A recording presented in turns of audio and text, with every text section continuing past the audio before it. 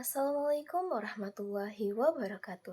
Perkenalkan, nama saya Nirmala Kila Kartika dengan NIM 24050409. Adapun kehadiran saya kali ini untuk membahas mengenai tugas yang diberikan oleh dosen pengampu Maharabengi ST Mkom dalam mata kuliah Sistem Pakar.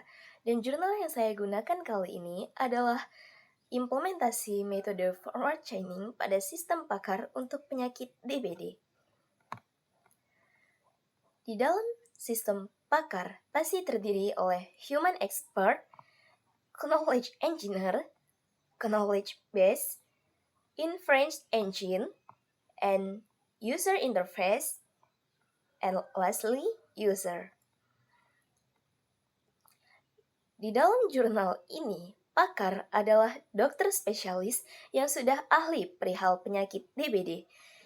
Ilmu si dokter seperti gejala apa saja yang muncul dan apa diagnosanya diambil dan dijadikan patokan utama. Tanpa data dari dokter ini, sistem tidak akan punya pengetahuan yang akurat. Knowledge engineer adalah si pembuat sistem ataupun peneliti. Dia yang bertugas curhat kepada dokter, lalu menerjemahkan bahasa medis yang rumit ke bahasa komputer. Dialah yang membuat tabel gejala dan dikodekan, kemudian aturan di jurnal itu supaya komputer paham cara berpikir si dokter.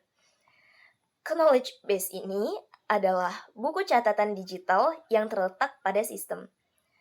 Di sini tersimpan semua hafalan tentang DBD, semua daftar gejala, jenis penyakit, dan aturan jika maka di jurnal itu ditaruh di sini. Jadi, kalau sistem butuh data, dia tinggal buka gudang informasi ini. Interface engineer sendiri. Interface engineer adalah otak yang bekerja. Di jurnal ini, mereka memakai metode forward chaining. Penerapannya, cara kerjanya seperti detektif yang mencocokkan bukti, dan dia akan bertanya satu persatu gejala yang kamu rasakan. Lalu dia akan mikir dan mencocokkannya dengan data di gudang ilmu, sampai akhirnya dia bisa menyimpulkan penyakitnya. User interface adalah wajah atau tampilan aplikasi yang kita lihat. Disinilah tempat kamu klik gejala yang dirasakan, dan tampilannya dibuat mudah supaya orang awam tidak pusing melihat kode-kode komputer. Di layar ini juga nanti hasil diagnosa akhirnya akan muncul. User adalah orang awam atau pasien yang sedang merasakan gejala tersebut.